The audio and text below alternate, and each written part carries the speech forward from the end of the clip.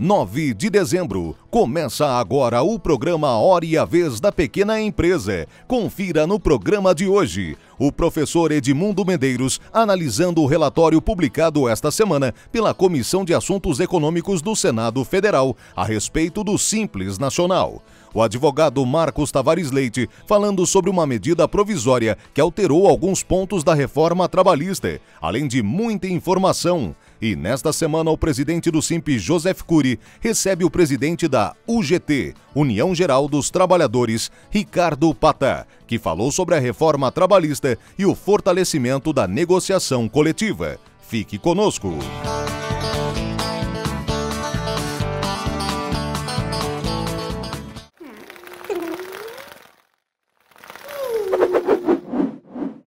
Nesta semana, São Paulo está sendo tomada pela cultura pop por conta da Comic Con Experience 2017.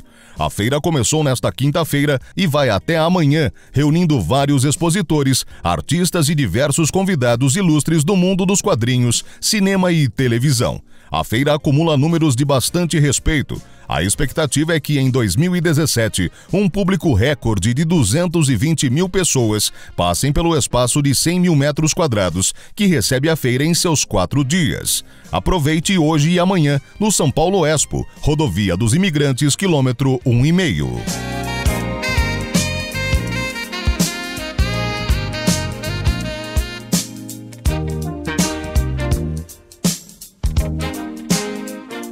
A reforma trabalhista entrou em vigor há pouco menos de um mês, na verdade em 11 de novembro de 2017, e quase imediatamente, quase ao mesmo tempo, foi editada uma medida provisória de número 808, que já alterava disposições, portanto, da reforma trabalhista, da CLT. Ou seja, mal entrava em vigor e já se estava promovendo algum outro tipo de reforma sobre o que havia sido reformado. O problema não é só esse. Essa medida provisória é até relativamente curta, trata de algumas questões sobre a forma de contratação de trabalho intermitente, sobre o trabalho da gestante em condições insalubres e algumas outras breves disposições. O problema surge quando constatamos que já são quase 1000 emendas a esta medida provisória 808. Portanto, se está buscando uma nova reforma trabalhista sobre aquilo que já foi reformado, que já foi analisado. E muita coisa se pretende simplesmente obstacularizar a reforma trabalhista então aprovada no Congresso Nacional, bem como tirar a eficácia de muita coisa que já foi criada e alterar em sentido oposto o que já foi votado, discutido e aprovado. Isso gera absoluta insegurança jurídica, seja ao empregador, seja ao empregado. Se o objetivo é gerar emprego, como é que nós vamos gerar emprego sem saber exatamente que tipo de contrato ou como vou contratar um empregado? Como será a relação jurídica, formal, entre o empregador e o empregado, muitas vezes, entre o empregador, o empresário e o sindicato dos trabalhadores, ou mesmo nas negociações coletivas em sindicatos de trabalhadores e sindicatos patronais. Essa é a preocupação sempre do Simp, a geração de emprego, geração de renda, trabalho formal, atividade empresarial formal.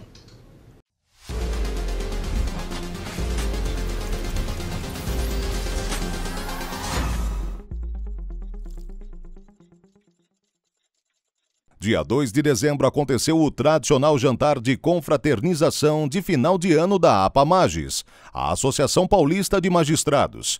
Aproximadamente 2.000 pessoas compareceram ao evento, que reuniu parlamentares, secretários de Estado, entre outras autoridades dos 3 poderes. A festa ainda marcou a despedida de Ocilde de Lima Júnior da presidência da APAMAGES. O novo presidente eleito, Fernando Bartoletti, assumirá o comando da entidade a partir de janeiro. O evento tradicional já da APAMAGES é um momento de congraçamento entre todos os magistrados do estado de São Paulo e é aquela situação em que todos se encontram, amigos que não se veem há muito tempo, se encontram nesta festa e aqui nós deixamos todos os problemas para o lado de fora e só confraternizamos uns com os outros. Olha, é um prazer sempre ter vocês aqui. O Simp está sempre aqui. O Cury, queridíssimo amigo, já o cumprimentei, eu não o tinha visto ainda, mas já o cumprimentei. E é sempre bom ter vocês aqui para consumar essa nossa festa de todos os anos? Olha, esse é mais um evento que marca a união da magistratura, um momento de confraternização, final de ano, um momento de balanço daquilo que fizemos, um momento de repensar as nossas ações para o próximo ano. Então esse hoje é um momento de confraternização de um ano, que a gente teve de realizações, sem dúvida alguma, pela magistratura. A associação, ela sempre foi muito organizada, agrega, discute, debate, ainda mais agora que a gente tem observado que há um pouco de enfraquecimento da justiça, em especial a justiça do trabalho. Esse ano não foi dos melhores para o Brasil, nem para o mundo, a crise e tudo que nós assistimos. Mas o Brasil é muito maior do que isso e deposita a nação brasileira a sua confiança nessa família forense. Dr. Ocildes, que conclui a sua gestão, sucedendo o Dr. Jaime, agora passando para o Dr. Bartoletti na sequência. Todos eles sempre tiveram um papel muito importante. Olha, eu participo todos os anos deste evento importantíssimo da APAMAGES. O presidente, nosso desembargador Ocildes, está de parabéns por mais este evento. É uma festa cada vez fica melhor e maior. Brasil em crise, mas a nossa fraternidade, a nossa amizade consegue construir um evento como esse. Praticamente 1.500, 1.600 associados aqui. É uma alegria muito grande participar dessa festa. Eu estou muito feliz, parabenizo toda a diretoria da associação e aproveito para parabenizar o presidente eleito, Fernando Bartoletti, que teve uma votação aí maravilhosa. Foi um ano positivo, nós conseguimos resguardar nossos direitos e nossas prerrogativas, mas a briga ainda continua em Brasília. Teremos que ir lá e continuar brigando.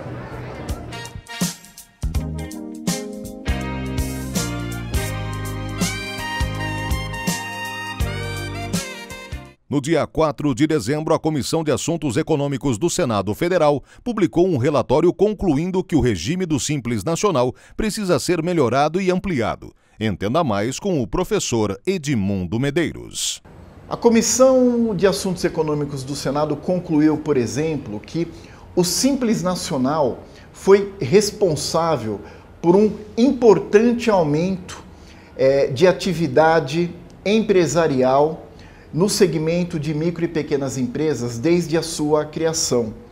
Mais que isso, o Simples Nacional foi reconhecidamente responsável pela ampliação do período de sobrevivência das empresas e, portanto, uma redução no número de empresas que são encerradas desde a sua criação.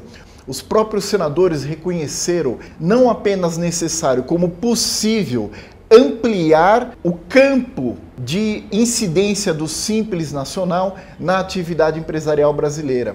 A partir do ano que vem, isso será naturalmente amplificado pelo aumento do teto de faturamento para adesão ao Simples Nacional. Esse teto sairá de 3 milhões e 600 para 4 milhões e 800 mil reais. Isso, sem sombra de dúvida, possibilitará um número importante de empresas ingressarem ou até regressarem ao Simples Nacional. Mas eu chamo a atenção para a relevância do assunto e para que os nossos legisladores, não apenas do Senado Federal, mas a Câmara dos Deputados, analisem, discutam, implementem medidas que já estão propostas no âmbito do nosso legislativo com a finalidade de simplificar o nosso sistema tributário e, mais que isso, reduzir a carga tributária de quem produz, reduzir a carga tributária de quem gera emprego nesse país. O SIMP há anos vem levantando essa bandeira, vem defendendo todos os elementos que foram concluídos em 2017 pela Comissão de Assuntos Econômicos do Senado Federal.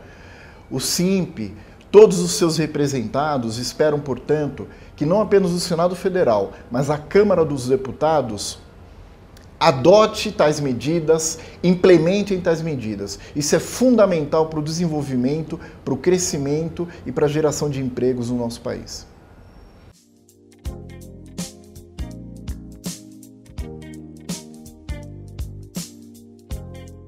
São mais de 1.100 programas 402 horas, 24.200 minutos, 4.400 opiniões, 15 anos no ar.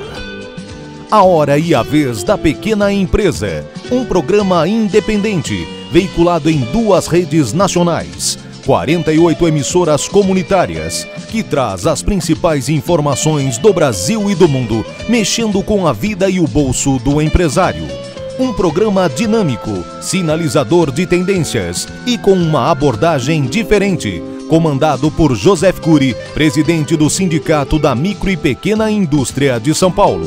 Um programa feito para você, empresário da micro e pequena empresa, herói nacional, responsável pela geração de emprego e pelo mercado interno. Obrigado por fazer parte da nossa história. Entrevista da semana.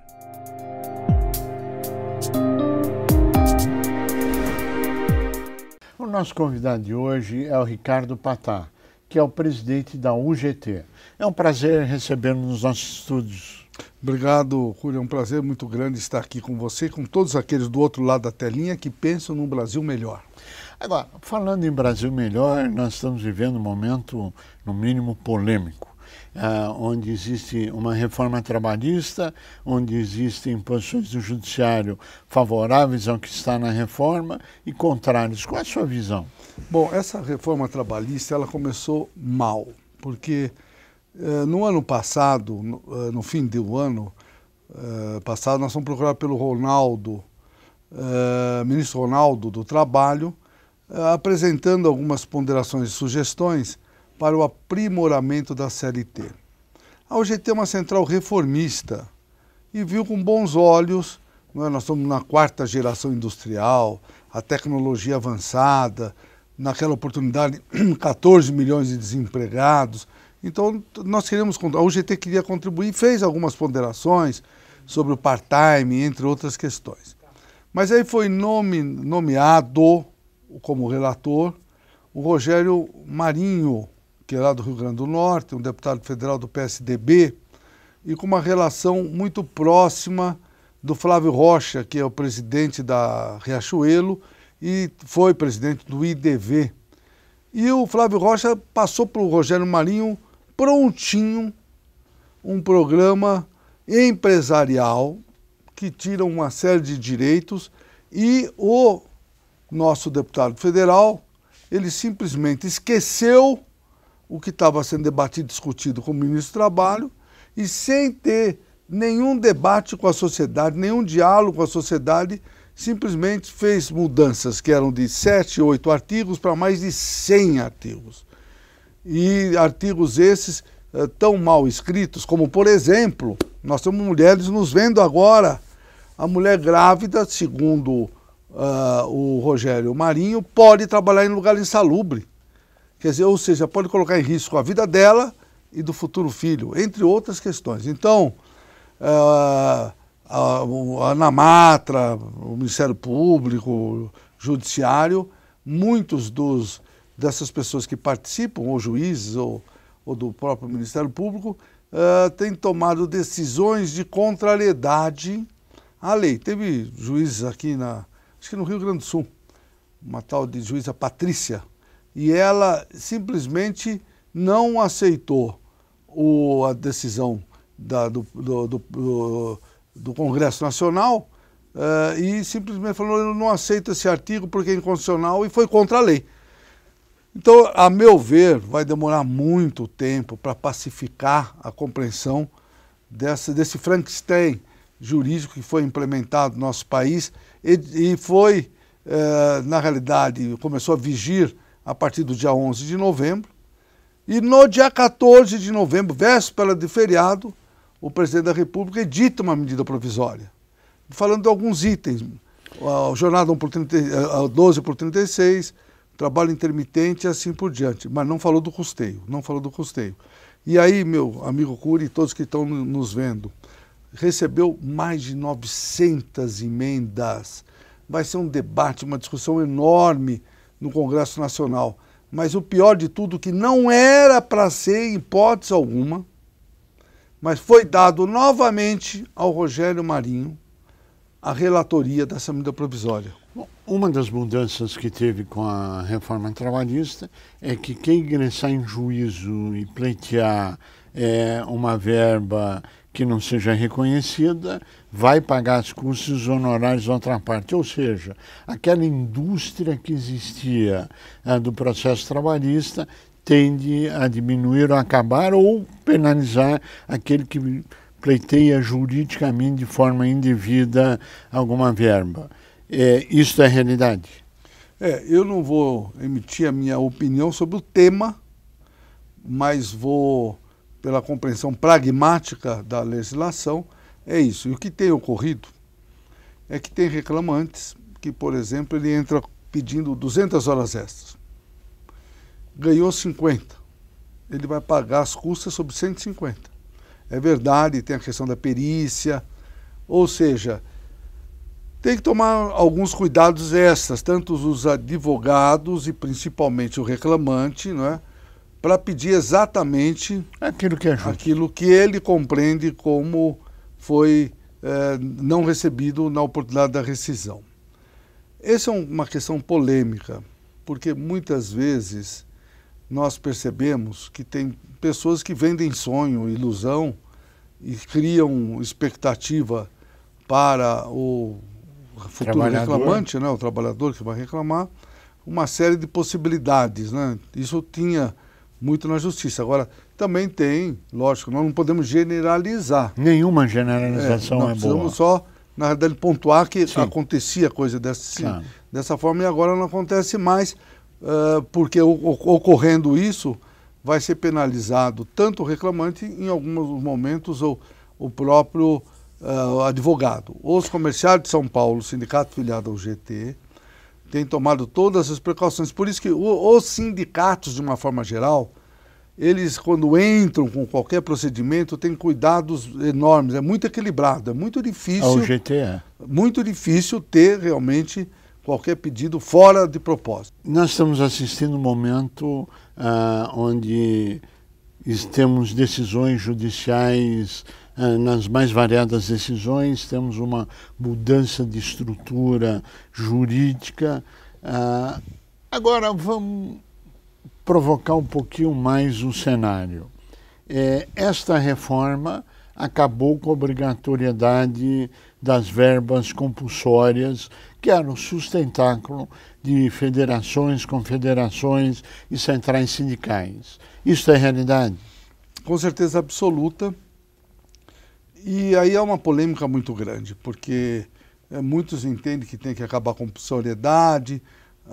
Na oportunidade que eu assisti, mais de 10 horas de votação na época da Câmara dos Deputados, eu não sei se você chegou a ver, eu gosto muito de séries, 24 Horas, Criminal Minds e assim por diante. Essa série, vou lhe dizer, é uma série de terror. A pior série de terror que eu já vi foi essa, na votação. E as pessoas expressavam muito ódio para com o movimento sindical. A gente percebia que a votação não era uma votação de compreensão do momento que nós estamos vivendo, mas era uma votação contra o movimento sindical, porque muitos dos deputados tinham outdoor nas regiões que moravam com críticas pelo trabalho que estava sendo desenvolvido por eles. E realmente é verdade, só que tem algumas questões que precisam ser colocadas e aqueles que estão nos vendo é importante, junto conosco, refletir. Há mais de 70 anos existe a situação da compulsoriedade do imposto sindical. Muito bem, o Congresso Nacional, o ambiente e a própria sociedade, a imprensa, é muito contra isso. Só que era fundamental que houvesse uma transição para adaptação do movimento sindical a esse momento de mudanças, né? Então dizem que estamos na 4ª geração industrial, tecnologia avançada, e o movimento sindical está na era dos dinossauros, precisa mudar. Primeiro, não concordo muito com isso, mas de qualquer forma é importante que tenha transição. E a outra questão da compulsoriedade, que muitas vezes foi colocada de forma enfática por alguns deputados, mas se esquece de algumas situações do próprio fundo partidário. Todos nós pagamos o fundo partidário e não somos, muitas vezes não somos filiados a partido. Eu sou, mas muitas vezes muita gente não é nem filiada a partido e está pagando. A questão da OAB, quem é advogado ou tem outras funções também, que se não tiver o pagamento compulsório da OAB, não pode ser advogado, não pode. E o Sistema S, por melhor que seja, e é verdade, eu conheço o Sistema S aqui de São Paulo, na área do comércio, cujo Abranchard, meu presidente, faz um trabalho primoroso, mas também é compulsório. Isto traz como decorrência imediata o enfraquecimento dos sindicatos, o enfraquecimento de movimentos, o enfraquecimento de tomadas de posições. Você acredita que haverá uma mudança no meio do caminho? Não, eu tenho certeza absoluta que o Brasil está vivendo um momento único, né? Tem essa questão importante da Lava Jato, a questão da corrupção que nos incomoda profundamente e nos tira o direito de ter hospitais, de escolas adequadas, né? E ter efetivamente a cidadania. E esse debate que tem ocorrido com a sociedade, né, as manifestações de ruas, as redes sociais, a somatória de todas essas questões, eu tenho certeza absoluta que no ano que vem, 2018, nas eleições majoritárias que teremos, com certeza absoluta, o resultado deverá ser do nascimento efetivo de pessoas que têm o compromisso de governar esse país para os brasileiros, para as brasileiras, né? Construindo possibilidades importantes de geração de emprego, da autoestima voltar, porque nós estamos vivendo uma verdadeira desesperança, né? O PIB caindo, muita gente desempregada e um governo com tantas questões colocadas aí pela justiça, querendo fazer mudanças, ou seja, não tem, a nosso ver, aquela legitimidade de ter sido eleito para fazer isso, porque o próximo governo, nas plataformas tem que estar claro, eu eleito, eu vou fazer isso, eu vou fazer uma reforma tributária, uma reforma do Estado, nós não precisamos de 3 senadores, precisamos de 2, o custo dos deputados ou dos senadores é muito alto, vamos diminuir, o custo do Estado é muito elevado, vamos diminuir, vamos fortalecer a educação, a capacitação, vamos gerar emprego de qualidade, vamos mudar o Brasil. Agora, isto me leva à próxima pergunta, que é reforma da Previdência.